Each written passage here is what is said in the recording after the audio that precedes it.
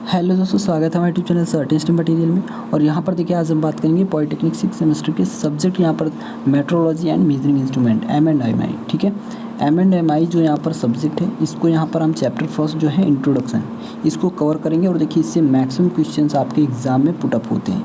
इस चैप्टर से आपके देखिए क्वेश्चंस आपके मैक्सिमम आपको देखने को मिलेंगे और बहुत ही सिंपल क्वेश्चंस आपको यहाँ पर आएंगे। कौन कौन से आएंगे हम आपको एकदम स्टार बनाते चलेंगे। जो भी क्वेश्चन यहाँ पर डिस्कस करेंगे एकदम देखिए 500% फिर से आपका फंसेगा पेपर डिट्टो यहीं से, जैसा आपका CNC मशीन एंड ऑटोमेशन का फंसा है। ठीक है, एकदम देखिए CNC मशीन एंड ऑटोमेशन का जो आपका क्वेश्चन जितने भी मैंने आपको डिस्कस किए थे, पढ़ाए थे, आपको पूरा का पूरा वहीं से आया है। ठीक है, इससे बाहर आपका क्वेश्चन नहीं आया। जाकर आप देख सकते हैं प्लेलिस्ट में जितने भी मटेरियल प्रोवाइड है वहाँ से आप देख सकते हैं।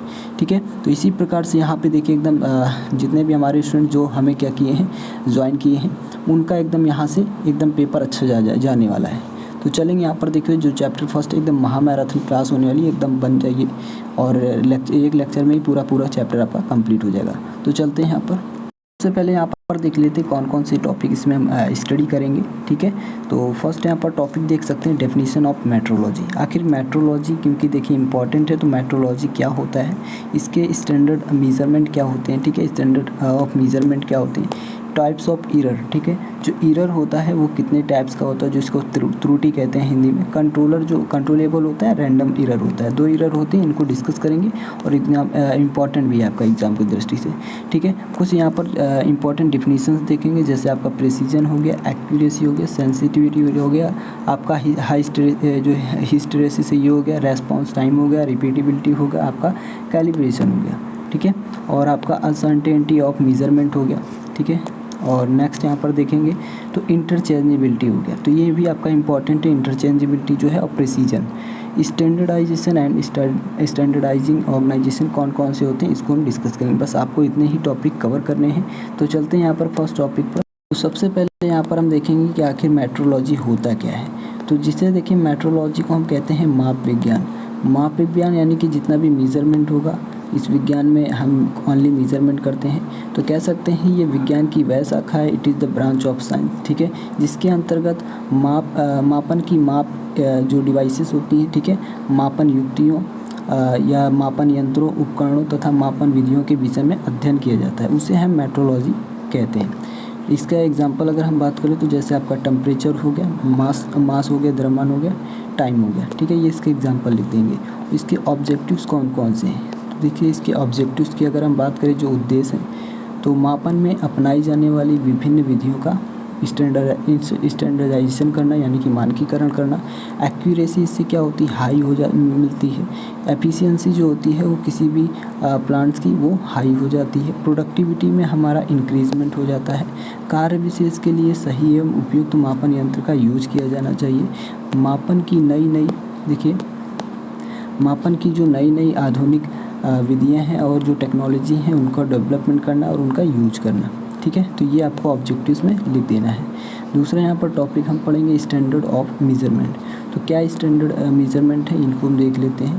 तो देखिए ये स्टैंडर्ड मेजरमेंट हेतु रेफरेंस पॉइंट का काम करते हैं, जिनसे अन्य मापन की तुलना और वेरिफिकेशन यानी सत्यापन और अंशांकन किया जा सकता है। 4 स्टैंडर्ड होते हैं, जैसे आपका प्राइमरी स्टैंडर्ड हो गया। ठीक है, प्राइमरी स्टैंडर्ड क्या होते हैं, इसे हम देखिए लीनियर स्टैंडर्ड के नाम से भी जानते हैं। ये मूल मानक होते हैं। ठीक है, इसके मूल प्राचल का रूपांतरण नहीं होता है, इसके आधार पर ही सेकेंडरी स्टैंडर्ड बनाए जाते हैं। एग्जाम्पल में आप लिख सकते हैं, जैसे फुट हो गया, मीटर स्केल हो गया, यार्ड हो गया। ठीक है, इसके बाद हम सेकेंडरी जो स्टैंडर्ड होते हैं इनको देख लेते हैं। तो सेकेंडरी स्टैंडर्ड क्या होते हैं, तो ये प्राइमरी स्टैंडर्ड से काफ़ी हद तक मिलते हुए ही सेकेंडरी स्टैंडर्ड बनाए जाते हैं, तथा समय समय पर प्राइमरी स्टैंडर्ड से तुलना करके इसमें होने वाले जो डेविएशन है, विचलन है, उनको रिकॉर्ड कर लेते हैं। ठीक है, नेक्स्ट हमारा टर्सरी स्टैंडर्ड। टर्सरी स्टैंडर्ड क्या होता है, ऐसे स्टैंडर्ड जिनका यूज हम वर्कशॉप में करते हैं, लेबोरेटरी यानी कि लैब में करते हैं, रेफरेंस वर्क के लिए किया जाता है। आवश्यकता पड़ने पर इनका यूज वर्किंग स्टैंडर्ड से तुलना करने में भी कर सकते हैं। ठीक है, वर्किंग स्टैंडर्ड क्या होता है, तो वर्किंग स्टैंडर्ड क्या है, एक ऐसा स्टैंडर्ड होता है जिनका यूज हम वर्कशॉप एंड लैब में क्या करते हैं, में हर समय ज़रूरत पड़ने पर करते हैं। हाई सीरीज स्टैंडर्ड होता है ये, और इन्हें लो ग्रेड मटेरियल से बनाया जाता है। इनकी कॉस्ट जो होती है वो काफ़ी कम होती है और डिफ़ॉल्ट में चेंजमेंट होता है। ठीक है, तो ये आप देख लेंगे। यहाँ पर आप देखिए नेक्स्ट हम टॉपिक चलेंगे लाइन स्टैंडर्ड। ठीक है, तो लाइन स्टैंडर्ड क्या होता है इसको देख लेते हैं। तो देखिए इसे हम प्राइमरी स्टैंडर्ड के नाम से भी जानते हैं। दो बिंदुओं के बीच की जो दूरी होती है इनको मापने के लिए जो स्टैंडर्ड होता है वो हमें लाइन स्टैंडर्ड कहलाता है। जैसे ये 1 पॉइंट हो गया, सेकंड पॉइंट हमारा ये हो गया, इनके बीच जो ये डिस्टेंस है इनको ही जो मेज़र करते हैं उसी को हम बोलते हैं लाइन स्टैंडर्ड। एक लाइन को प्रॉपर वे में मेज़र करना। ठीक है, इनकी एक्यूरेसी देखिए क्या होती है, लो होती है 0.2 mm। इनकी सॉरी यहाँ पर देखिए इनकी जो एक्यूरेसी होती है वो 0.2 mm होती है। इसमें टाइम हमारा जो होता है वो कम लगता है। देखिए एग्जांपल में आप लिख देंगे मीटर स्केल हो गया, यार्ड स्केल हो गया, एक्सेट्रा। अब देखिए नेक्स्ट हम बात कर लेते हैं एंड स्टैंडर्ड। एंड स्टैंडर्ड क्या होती है, इनकी जो एक्यूरेसी होती है वो 0.001 mm होती है और इनका जो इनमें टाइम जो होता है वो काफ़ी ज़्यादा लगता है। ठीक है, ये देखिए जब क्या होती है दो वक्राकार सतहों के बीच की जो दूरी को हम मेजर करते हैं तो उन्हें हम बोलते हैं एंड स्टैंडर्ड। वक्राकार यानी कि जो सर्कुलर सरफेसेस होंगी। ठीक है, देखिए यहाँ पर जो क्या होंगी, सर्कुलर सरफेस होंगी। जितनी भी सर्कुलर सरफेसेस होंगी उनके बीच की जो डिस्टेंस को जब हम मेजर करेंगे तो उसे हम बोलेंगे इन स्टैंडर्ड। एग्जांपल अगर हम बात कर लेते हैं गैप गेज हो गया, स्लिप गेज हो गया, एक्सेट्रा, इसमें आते हैं। Types of error. ठीक है, एरर के टाइप्स को हम सबसे पहले देख लेंगे। देखिए इंपॉर्टेंट है आपका ये, और जब अभी हमने आपको मेट्रोलॉजी क्या होता है इसके एग्जाम्पल, तो ये भी आपका इम्पॉर्टेंट था। ठीक है, ये एग्ज़ाम के पॉइंट से इम्पॉर्टेंट है। जितना भी इम्पॉर्टेंट बताते चलो वो एकदम गारंटी है कि आपके एग्ज़ाम में आएगा। इसलिए उसे क्या करेंगे, जैसे हम बताएंगे जिस तरह से आपको बताएंगे उस तरह से आपको एकदम माइंड सेट कर लेना है, एग्ज़ाम में आपको लिख देना है। तो देखिए सबसे पहले हम जान लेते हैं कि आखिर एरर क्या होता है। ठीक है, एरर यानी त्रुटि। तो त्रुटि हमारी क्या होती है, एरर जो होती है वो मेजर वैल्यू और रियल वैल्यू के डिफरेंस को ही हम क्या कहते हैं, एरर कहते हैं। जैसे हमारा रियल वैल्यू हो गई हमारी देखिए 10 किलोग्राम, और हमारी जो यहाँ पर मेजर वैल्यू हो गई वो हमारी 9.9 किलोग्राम हो गई।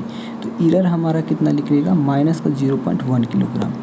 ठीक है, एग्जाम्पल आप लिख सकते हैं। अब इसमें दो एरर होते हैं, जो एक कंट्रोलेबल होता है, एक रैंडम होता है। ठीक है, तो कंट्रोलेबल सबसे पहले जान लेते हैं। ये ऐसे एरर होते हैं जिन्हें देखिए उचित उपाय, अंशांकन एवं समायोजन करके माप प्रक्रिया के दौरान कम या समाप्त किया जा सकता है, उन्हें बोलते हैं कंट्रोलेबल एरर। ठीक है, जिन्हें कंट्रोल किया जा सके। एग्जांपल में आप लिख सकते हैं यहाँ पर इंस्ट्रूमेंट्स एरर हो गया, आपका इन्वायरमेंट एरर्स हो गया, मेथड एरर्स हो गया, ह्यूमन एरर्स हो गया, सैम्पलिंग एरर्स। ठीक है, तो ये आप समझ सकते हैं। अब देखिए, तो ये जैसे इंस्ट्रूमेंट एरर्स मतलब कोई भी इंस्ट्रूमेंट में जंग लगा है या कोई भी खराबी है तो उसके द्वारा जो एरर होता है उसे इंस्ट्रूमेंट एरर कहते हैं। इन्वायरमेंट एरर्स जो जैसे ह्यूमिडिटी के कारण, ठीक है, एरर आ जाता है जब भी आप कोई मेजरमेंट करते हैं। तो ये सारा कुछ आप जैसा नाम है वैसे ही आपको इसमें लिख देना है। ठीक है, रैंडम एरर। तो रैंडम एरर क्या होता है इसे देख लेते हैं। तो देखिए वे एरर जो माप प्रक्रिया में संयोग यानी कि रैंडम उतार चढ़ाव के कारण होती हैं, इन्हें समाप्त नहीं किया जा सकता है बट इनको कम किया जा सकता है। ठीक है, तो ऐसे एरर को रैंडम एरर कहते हैं। एग्जांपल में आप लिख देंगे जैसे ऑपरेटर एरर हो गया, इन्वायरमेंटल एरर हो गया, ये इसमें आते हैं।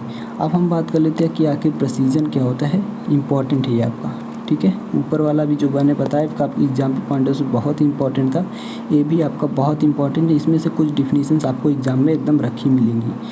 तो सूक्ष्मता हिंदी में बोलते हैं। तो देखिए किसी मापन यंत्र द्वारा किसी माप को एक ही प्रकार से कई बार जब मापा जाए और रिजल्ट हमारा समान आए, एक ही बार हम क्या करें, एक ही प्रकार से बार बार माप रहे हैं और रिजल्ट हमारा सेम आ रहा है, तो ऐसे इस समानता को ही प्रेसिजन कहते हैं।